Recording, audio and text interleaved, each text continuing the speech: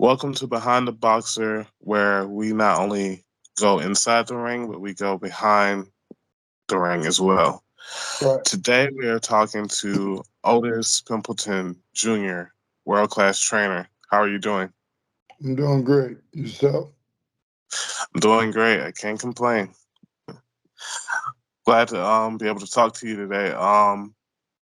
Tell us a little bit about yourself. Well, I'm one of the trainers over at Mayweather Boxing Club.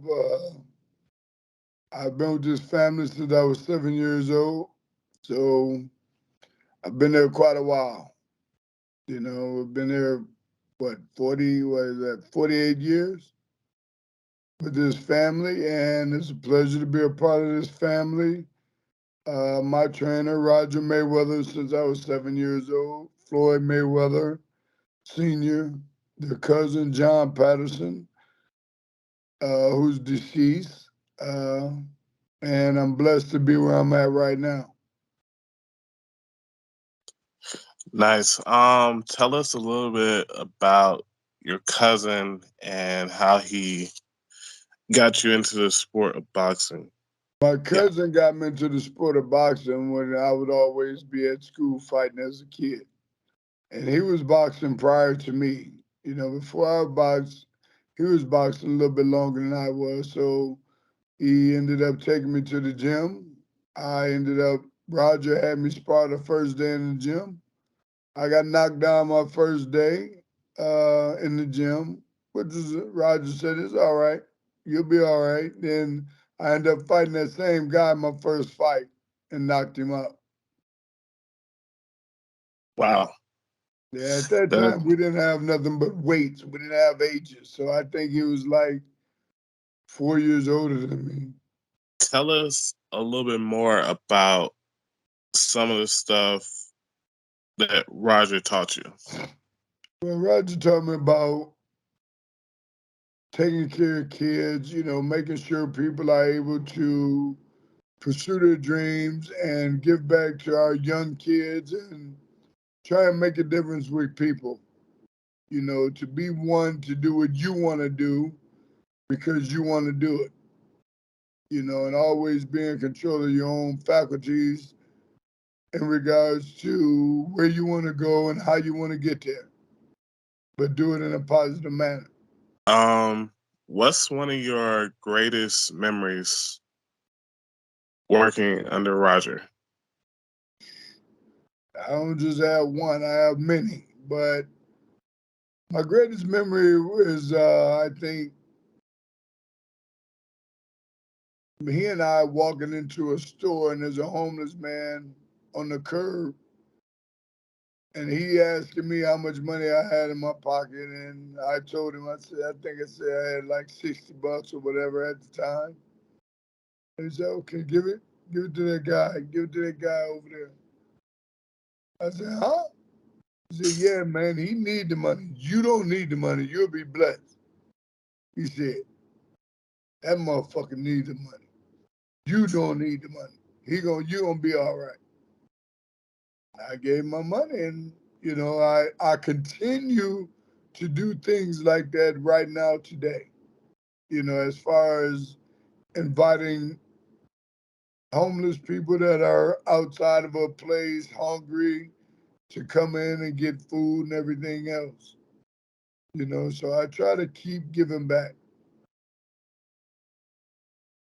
And Roger Nice. had a caring heart, and he would give a home or a place to stay or food to somebody that he felt needed. And he didn't care what somebody else thought. And I don't care what somebody else think about what I do. That's a really amazing quality. How would you say that applies to this day and age where it's just so much violence and just insanity going on in the world? But violence has always been there. Now it's just going more, But America, and I've been around the world many times now, and America is very fucked up with the way We treat one another with the way America is driven. You know, we try to import everything from another country for pennies on the dollar and charge our own our own American people a large overhead for what we've gotten from other countries for a penny on the dollar. And I don't know. I mean, I've learned to really just take it with a grain of salt. You know, everybody talk about how great America is, and I talk about how great America isn't because we've lost our right to live and our brotherly love for one another. You know, nobody extends a hand to help us quick until they find out what's involved with it. You know, I mean, I was always groomed to do things because I wanted to do them. And I think that's part of what the Mayweather family is about. They do things because they want to do them. You know, I mean, they can say a lot of things about Floyd. Floyd do a lot of things. Floyd does a lot for people. Little does it get told. But I try to do everything I want to do because I want to do it. That's a good way to live. What was it like growing up in Grand Rapids, Michigan? My life of growing up is different than a lot of people's. I mean, I grew up in after hour parties. I grew up going into bars as a kid. Uh, I grew up carrying guns as a kid. You know, I mean, I think Grand Rapids is probably different than a lot of cities of the world. I mean, you see pimps and prostitutes. You never know what your mother has had to do to put food on the table, to provide for her kids, to where people now are guys, boys talking about, oh, I'm a pimp this, I'm a pimp that. And I'm like, I don't play about that bullshit because I grew up like that. You know, you don't know what your mother had to do to put food on your table. And it really touched people because they don't understand where it's coming from. So, I mean, growing up in Grand Rapids, my father was a big guy around the city. I mean, he was a he was a big pimp, drug dealer, business owner, entrepreneur. And one thing he wouldn't do was take his money and give it to his sons. It would make us earn our own money, whether it was cutting grass, shoveling snow, raking leaves, whatever it was. He'd lock us in the pool hall and his pool hall on Sundays and teach us how to shoot pool, play coon can, tunk, 21, bid whist, anything to generate money. We were taught to be able to do. And I mean, me and my family look at it as as a great learning lesson. To a lot of people, it wouldn't be a learning lesson, but to what we were taught, we thought that looking up to drug dealers and pimps was law of the land. You know, we thought that was the way of the world until, like I said, you learn differently. You do. To you, what really intrigued you about boxing growing up? Really, Roger was an icon to me. Roger and Floyd Sr. and along with their cousin John Patterson, Tony Tucker. I mean, I had a lot of people before me. My forefathers were great. You know, I mean, I looked up to it as a science. We were always taught about boxing as being a science and not a sport. And we were taught the different forms to use to generate power, speed, leverage, getting off the center line, dissecting the body, and things like that. That's not being taught anymore. You know, you were taught boxing is a unity. Boxing helps release things that are bothering you, so we're always taught a little bit different than everybody else. You know, and It's I think Roger just brought a different spin to the world of boxing because many people didn't understand him, but he understood what he meant to do and he did it. I mean, all he would tell us was how great we would be if we do as he said and not as he did. mm. I mean, that comes from Roger and Floyd Mayweather Sr., but Roger is who I was with most of the time. What to you makes a great boxer? What makes a great boxer? Yeah. What makes a great boxer is learning all aspects of the sport and being able to generate it as a science, being able to show people the different ins and outs of what you learned about it. You know, I mean, a lot of people can learn it, but very few people can put it to use. And that's where Floyd Mayweather Jr. is so great at. He's had many things come through his mental state, and his mindset is win. I mean, this is one of the Mayweather family is one of the most competitive families you ever want to be around. And one thing that was always told to us, especially when it pertains to Floyd Jr., is Roger said his nephew would never lose. His nephew would be great. Anybody that he affiliated himself with would be great. Not good, but great. And you have to understand what separates you is not just what you do in the ring, but what you do out of the ring. And it's not two people, it's four people. You know, and Roger would always say, as long as he can touch one, he's touched a million. You know, Roger started out with Eric Morrell, Oscar De La Hoya. A lot of people don't know that.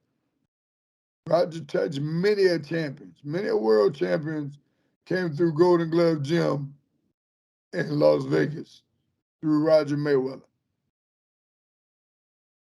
I mean, he's the Wow. best pad man in the world because he's the only pad man that can change from speed to power and speed back to speed again. You know, not many people are able to do that. I mean, I can do a lot with the hand pads, but I'll never be as great as him. You know, but as long as I can keep his dream alive, I'm blessed. What was your boxing career like? My boxing career really wasn't what it could have been. I mean, I did I didn't get off probation till my 33rd birthday. So I really had to work a job, you know. So Roger would come and get me today, we would fight tomorrow. You know, I mean, these guys now, they take time to lose weight. I mean, I would lose 17, 18 pounds overnight.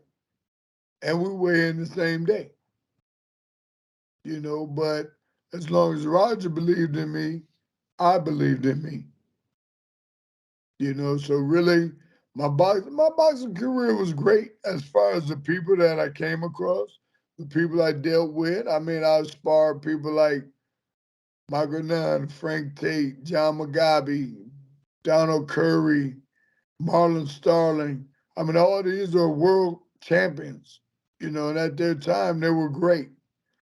Uh, the only person that I didn't get to spar that I wanted to was Roberto Duran. And Roger said, no, that won't never happen because Roberto Duran was a dirty fighter. He said he spits on people and everything else. Roger said, man, if that motherfucker spit on you, we're gonna fuck him up. Mm. So, I mean, it was just one of them things. But even right now, when I see Roberto Duran, there's nothing but love and respect. I mean, he'll walk over to me if he see me. I'll walk over to him. you know. But I mean, I've had what been blessed with people to meet like Eddie Futch, Emil Griffin, Emil Griffith. I wanted to meet Ray Robinson. When I went to Los Angeles in '86. They had put him in a nursing home, so I never got to meet him. You know, I mean, I've met many of people through boxing. Boxing has been great for me, but the greatest part of my career in boxing is I've been with this family since I was 7 years old. So I got 48 years with the same family of boxing. And I call the Mayweather family the Jacksons of boxing, you know, because their whole family gave back to boxing. You know, as far as what they see with Floyd Jr. now, they don't know what he went through. You know, the whole family really contributed to make sure he never had to work or worry about anything. So where he's at right now is not a mistake. We were all groomed to be there. Floyd followed the blueprint that was given to him.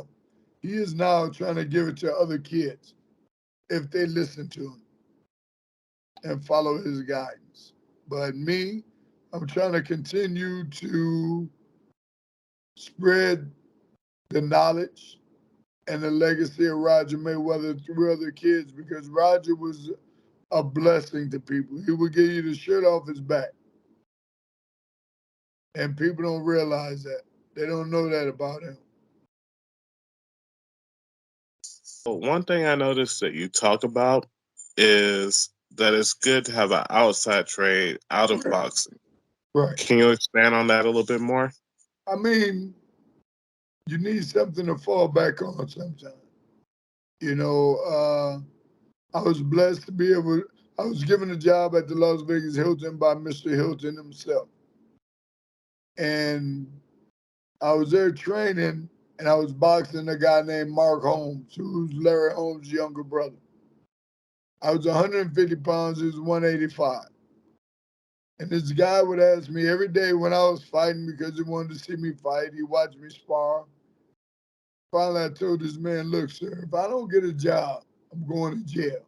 And I don't want to go back to no jail, nobody's jail. Man said, well, would you work here? Yeah, I mean, I'm looking like, yeah, whatever, you know. He said, all right, come with me. Walked me down the halls of the hotel from the convention area up to the lobby, up these stairs behind the front desk into human resources. Told him, he said, get his kid an application. I filled out the application, and I was there since from 1987, really 86, and have been there. I mean, I worked there 29 years, you know. Wow. But what I mean in general is people get a family and they really think it's manager's job to take care of their wife and their kids, but it's not. It's manager's job to take care of his investment as fighter. It's a man's job to take care of his family. You know, I mean, I was blessed with three wonderful kids, and I had a wife, you know, and God bless. I mean, I enjoyed my life, and you know, we made the best of it. You know, all my kids were, you know, raised in boxing, but they all been around boxing as well, and you know, has had reaped a lot of the rewards that boxing has brought as well.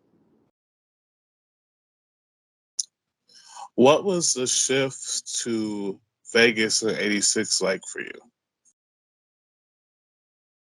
It was a no-brainer. Roger was here, so if That Roger makes was sense. here and he told me, "You coming out here with me?" I was eating dinner. We was eating Thanksgiving dinner, 1985. Me and my family, the ones that were there at the house. And Roger called.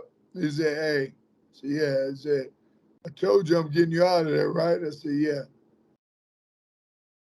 And I had, been in and out of trouble, in and out of, being arrested, whatever, and stupid stuff like that. And he said, I told you, he said, I got these motherfuckers who want to give you a lot of money, man. He said, you gonna come and get it. I said, okay. I was on probation. So I sat back down at the table with my family. I told my mother and father, I said, that was Roger. He said, he got some people that, want to sign me out there on the West Coast where he at. And they did like a lot of people would do. You ain't going nowhere. You're going to be here like everybody else. So I told him, I said, well, y'all got to die for me to come back. I went back. I would have to go back monthly to check in with my PO, Then it got to the point to where my lawyer had been going to court for me. Then the judge demanded to see me. Why is it he's not seeing me? But by the time I went, I had a letter from Mr. Hilton that I had been working at the Hilton, and I had my stack of my check stubs where I was working. The judge was, he was honored by it, and he said, okay, he said, I understand you're not here, and what's going on. He said, very appreciated. He said, but all right. At the end of my first 8-year probation, I got another 8 year because he said, well, you might as well go ahead and learn from it, So, I mean, my 33rd birthday, I was able to get off probation. But by this time, a boxing career was really out of the window, because, I mean, I had kids, I had to work, I had to put food on the table. But I still had people around me that I dealt with. My stepbrother, James Stoney, became world champion. So we were all doing it, and getting by with it. And, my transition was a no-brainer because, like I said, Roger was here. I mean, and at that time, a lot of people was making a lot of money in boxing because people were getting big write-offs from what they were doing. They weren't doing it for you because they really gave a damn about you. They was doing it because of the tax return they would get or the money they would get back from the government. It's called a tax shelter, is what you are. In the history of boxing, what would you say one of your favorite fights was? My favorite fights in the history of boxing? Man, I go way back, but I mean, I think one of the ones that I really enjoyed was Roger and Pazanza. Roger and Vinny Pazanza was a great fight for me because that was my icon. And at that time, it was a rivalry. I don't think it was, I really can't say whether it was racial with Vinny because I can't speak for him. Vinny's a good brother. But to us, we would play everything as being racial because the only thing that was solid back then was being white, you know? I mean, everything was white and black. It wasn't, white, black, and green, the same as it is now. But I think Roger was always one of my best because whatever Roger did, I looked up to it. Roger, Floyd Sr., I mean, even when Floyd Sr. fought Sugar Ray, it was an icon of my career, of my life, to say that one of my people fought Sugar Ray Leonard. But it would have probably beat him had he not been shot in his legs. You know what I mean? I don't know. I mean, there's several of them. I mean, just like you'll see Sugar Ray Robinson and all these guys as the great fighters. And I'm quite sure Alfredo would tell you, I told him many stories throughout time. Like there's another fighter that I love named Eddie Perkins. Nobody even knows of the guy, but he had 90-something pro fights. sold out soccer arenas around the world of 40 and 50,000 people. And people don't even know who he was. But from what I hear, they wouldn't let Ray Robinson fight him because he stand to beat Ray Robinson. So that's when they came up with all the different middleweight classes. Like you would have lightweight, you go from lightweight, you go from lightweight to welterweight to middleweight, to where they went from lightweight to super lightweight to welterweight to junior middleweight, and created these weight classes so these people wouldn't have to fight. You know, just the same thing as nowadays. A lot of people don't want to fight one another. Onto that subject, how do you feel boxing is different now versus back in the day? Ooh, boxing back in the day, they fought to live. Now they fight to get riches. And for whatever reason it is, people don't want to fight one another. I mean, the days of the Cowboys would be you call him out, you go outside and you handle it. They're not like that no more. In our days, when you would show up at somebody's press conference and they're on a podium talking about how good they were, and if you called them out, right, and they didn't take the fight with you, sooner or later they were stripped of that title. Well, you need to quiet this man down because you're the champion. If not, generally they got stripped. They don't do that now. One, I like how back in the day the greats fought the greats. In order to be Today, great, you got to beat the great. yeah, today I feel like it's very uneven. Yeah, there's too many titles. You have too many titles going on, too many world champions. All of them saying the same thing, but nobody's trying to point a finger at the next one. Ain't nowhere in the world me and you can be in a same weight class. Both of us have world titles, and I tell people this is my friend. I don't give a damn about that. Damn, and they asked me and my stepbrother James Tony, would y'all fight each other? We're like, hell yeah, we'll fight each other. Yes, we will fight each other. Marvin Hagler had a brother. They never ended up fighting. People don't even know Hagler had a brother. But Uh, yeah, I didn't even know that. Oh. What are the most important qualities for a good trainer to you? most important qualities is caring about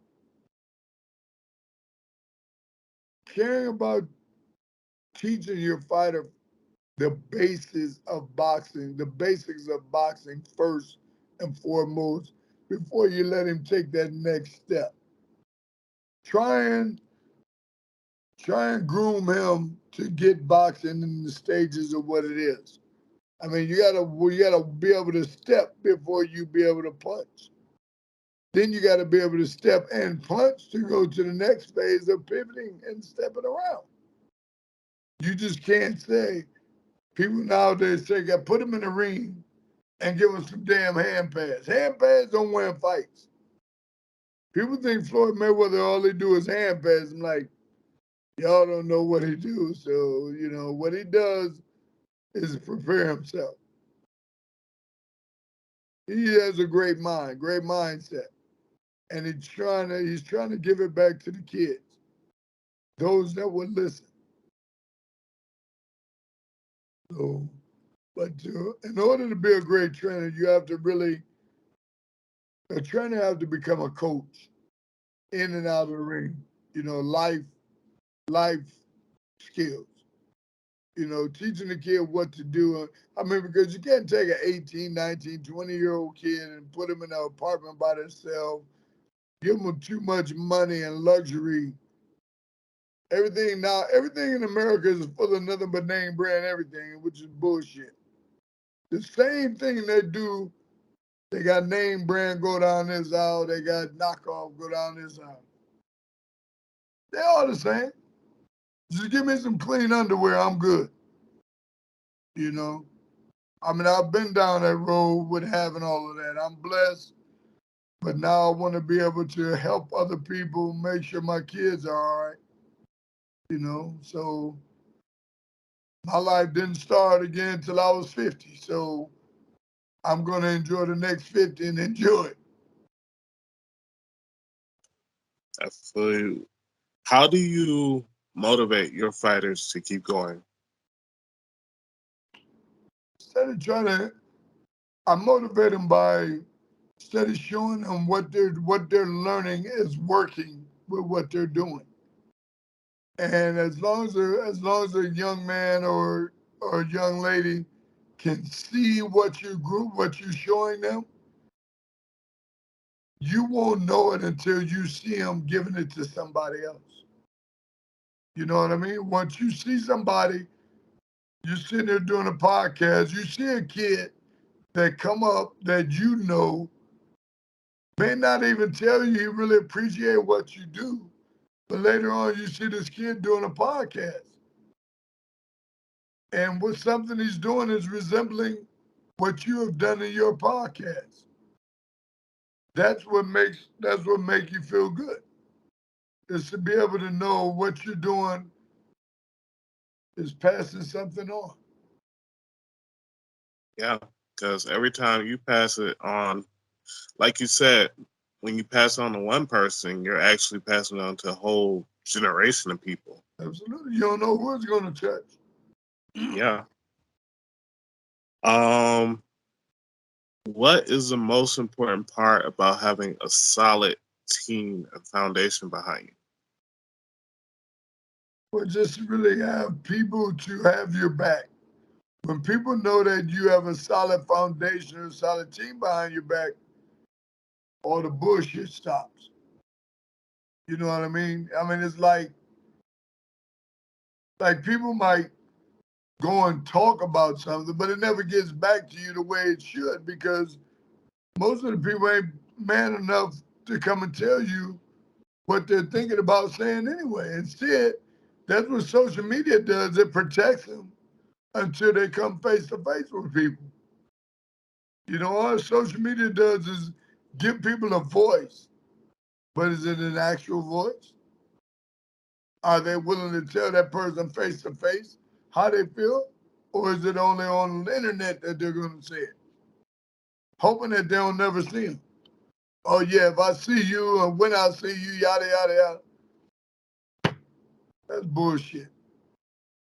It's just It is. you just protected by the live stream. Another thing you speak about a lot is education. Yes, sir. What is education to you? Education to me is the same way my father pointed it out to me. He said he always want me to be able to know what I'm talking about when I talk to people. Be able to know what they're talking about and be able to articulate in order to be able to feed back to them. You know, you never want a person that their first impression is a lasting impression. If a person meets you, me as a fighter, if I'm stumbling and fumbling over words, oh man, that dude punch drunk, man. You don't know what he's talking about. You know, but I graduated with a 3.8 grade point average, 12 scholarships, an Olympic invitation. I didn't get to pursue that because I got in trouble, you know, but at the same time, I'm still granted the ability to have knowledge. And I'll read if it's something that you're looking for to know something about, I'll read for you before I read for me. And I really think reading is what would prevent us from generating Alzheimer's or different mental disabilities that they give us as we get older. Because all of them have nonprofit programs and they're making money off of you going to these institutions. Just like school. School is a non-profit operation. They get paid because you go to school. That's why they always say, you got to be in school. You got to come to school. They never told us it's a non-profit operation. I mean, out there in Vegas, we got, wasn't it Pitbull? He's got his own schools that are well-to-do schools. But he found out that loophole, non-profit operation. You know, and the thing is, education really helps you to keep your head up. You know, we see so many people, they know what's on the ground, but they don't know what's up. In order to be a man, you got to be able to look another person in the eye, tell him how you feel. If you don't like something about him, be able to tell him to kiss your ass and walk away with a clear conscience. You know, I mean, life is not about you living your life the way people perceive you. Life is about you being able to do something that you want to do in life. Me, I had basketball scholarships, I had academic scholarships, but I also had a boxing scholarship with an Olympic invitation. That's what that would be, right?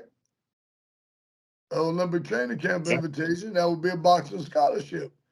I was just able to be blessed that my trainer left home with a guy that brought him to Vegas and ended up losing money gambling, and he sold Roger to one of the richest guys in Vegas at the time. And Roger ended up being the name of Vegas at that time. I mean, where we are is not an accident. You know what I mean? Where we are, that the ones that come from Grand Rapids that come up with us is not an accident. Roger put this in stone. He told us when he left Grand Rapids, Michigan, he said, look, man, y'all keep fighting. I'm getting you out of here. Roger came to my high school in 1981. After he came here, won a belt, came back to my high school and told me, he said, told you I'm getting you out of here. He said, keep doing what you're doing. I'm getting you out of here. He said, man, ain't nothing here. He done got away from where we're from in Grand Rapids, Michigan, and he done learned. You can grow, you can expand in life. But we talked about this since we were kids. I think Roger's what, four and a half years older than me? But everything we're going through and that has transpired, Roger set in stone. I mean, it may sound funny, but as far as from taking care of his family, every time he fought, he would try and get something done at his mother's house. I mean, and I'll try to keep that going, you know, and the family is still able to do that. Floyd Mayweather is able to do anything he wants, you know, and it's a blessing. So, I mean, everything I've gone through has been a blessing. Thanks to God. God is good. What advice would you give a boxer that wanted to get into the sport if he was just starting out? First, to live clean. we was never taught to do drugs. We was never taught to drink. We always live clean. I mean, as far as staying up late, we'll stay up late.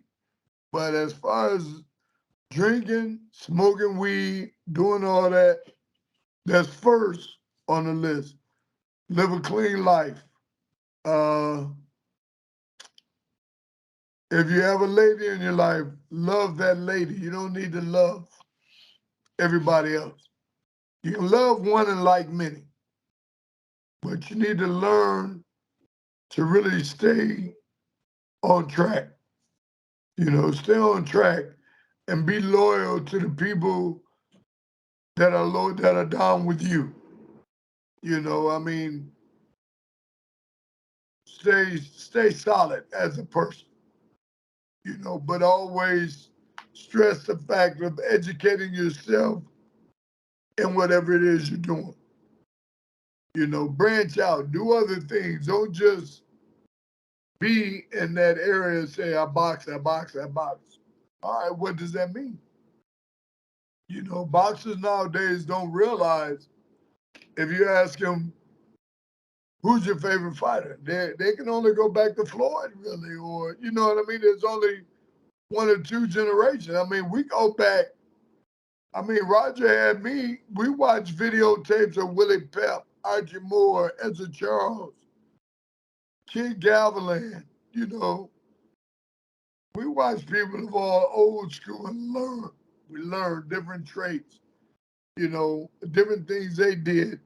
Take everything and put it with what you do and be better. Don't change who you are, better who you are.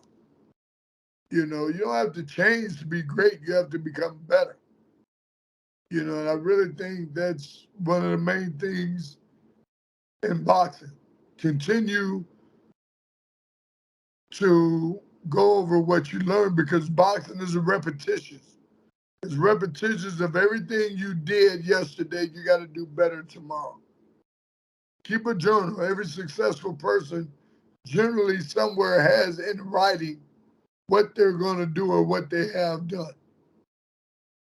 So really stay true to what you're doing and don't let somebody take you off that track. Do you have any closing thoughts? Now, my closing thoughts are I look forward to continue to be recognized as one of the top trainers in the world. I'm blessed that I was able to make a difference in kids' lives. I mean, I've got kids that have gone to the military. I've got kids that have gone to prison, and I was in a park training people, and they came over and recognized it. Like, hey man, is you Otis? Your name Otis, man? I'm like, why? Do we got a problem? I mean, what's going on? No, man. Me and my cousin was locked up, and we just always remember what you told us about your upbringing. What Roger did for you. He said, we just want to thank you. So, with that, as long as people recognize what you've done for them, I think you're blessed. And keep passing it forward as my trainer did me.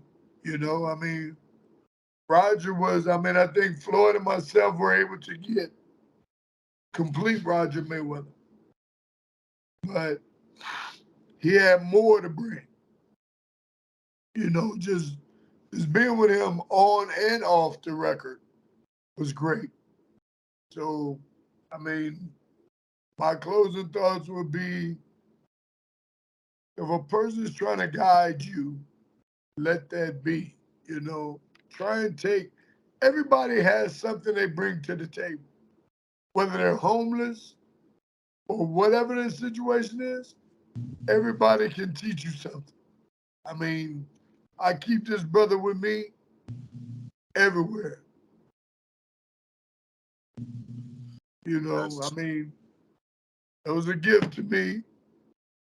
I mean, I got a big picture in the other room on the wall that, let me show you, that an artist draw for me. And because he said, man, you and Roger was tight.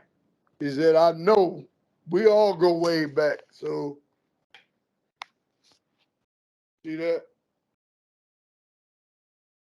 Oh, that's really nice. He drew it for me and drove it here from LA. Because you can't, you couldn't, it wouldn't fit in the back of a car. So he put it in his Suburban and brought it to me. And when Floyd saw it, he said, man, how much you want for that? I said, man, you can't buy everything. I said, that's mine. I said, that's a gift for me.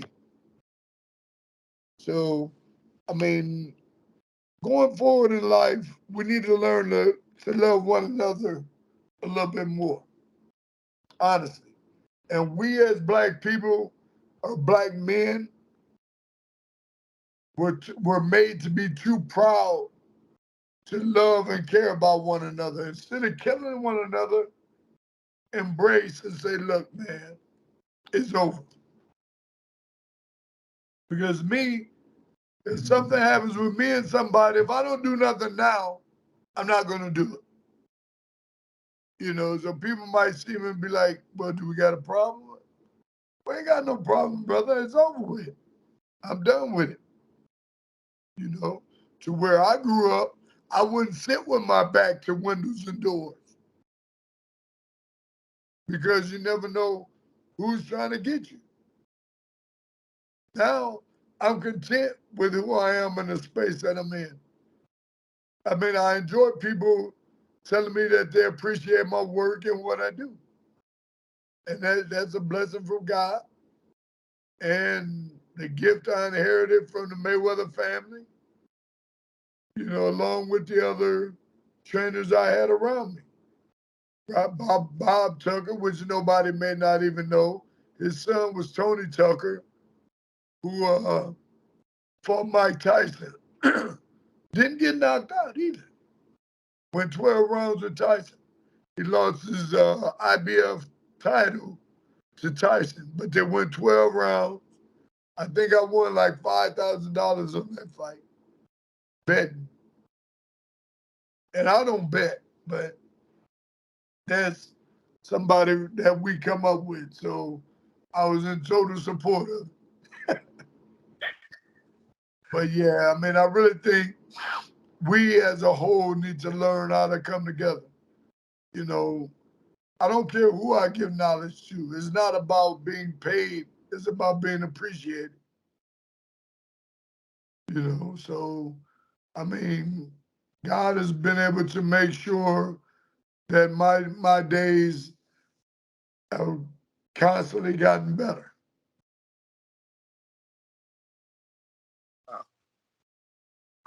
That's a blessing because God gives us certain talents. So he puts us on this earth to share them. If we don't share them, we're essentially not doing God's work. Yeah, but sometimes you don't know where you're telling lies. Yeah. You know, sometimes we don't know where it lies. So we have to find that niche. I mean, granted, me doing what I'm doing now, I love to train kids. And we got a picture of Roger on the wall, and I'll be pointing at it. I said, you blame him. You can blame him for me liking what I'm doing. You know, I said, I love what I do. I can be in the gym all day. I mean, one day Floyd asked me, we was training at like 11 at night. So I said, man, what time did you come in the gym this morning? About 9:30. Said, damn. He said, man, I got a whole different respect for trainers, man, with what you and my own garage do, man. He's like, don't nobody do that. He said, I got a whole different way I feel about trainers, man. He said, y'all put in work, you know, and my thing is being able to allow Floyd to go out and do what he's doing and know that his fighters are being trained. So are there any prospects that we should be looking out for coming soon on the fighter front? Man, look, I got a gym full of them. I mean, I've got Andrew Tabiti, who's number 5 in the world. I've got Kevin Johnson, who's a wrecking ball that I can't really get people to fight. Jahan, I have another kid named Jahan Ingram that's 3-0 with 3 knockouts all over the internet. I have a heavyweight named Antonio Zapata. Jahan, Kevin, and Antonio are fighting on Floyd's exhibition show in London in 3 weeks on February 25th, I think. And we've got several young guys coming up: Carmel Moden, Dorian Kahn, Robert Merriweather. We have a kid named Gypsy that's training in the gym. We have another kid I call Tennessee. He trains there also, but those two, the last two, Bullet trains him, and then I'm quite sure you'll see Rolando Romero go back into the title bin and look forward to bringing home a belt. And Vegas is full of them. I mean, Vegas, I think we have more national champions than anybody in the country. I mean, there's another kid. I mean, Jason Gallegos has a kid, his son, that I told him when his son was 4 years old, he was going to be a good fighter. But he didn't want his son to fight. So now his son is one of the top in the country. But yeah, Vegas is full of champions. I learned getting older why they call this the fight capital of the world. In order to be tested, you got to come here. Where can people find you? The real Otis Pimpleton Jr. on Instagram or Facebook, Otis Pimpleton Jr. Got you. And you're based in Vegas. I'm based in Las Vegas. I train at the Mayweather boxing gym. Damn near everybody that know me got my phone number anyway, so my phone number is listed one way or the other. If they need a contact, it's 702-472-3069. Okay, that's perfect. Thank you so much. No, thank you, my brother. I appreciate it.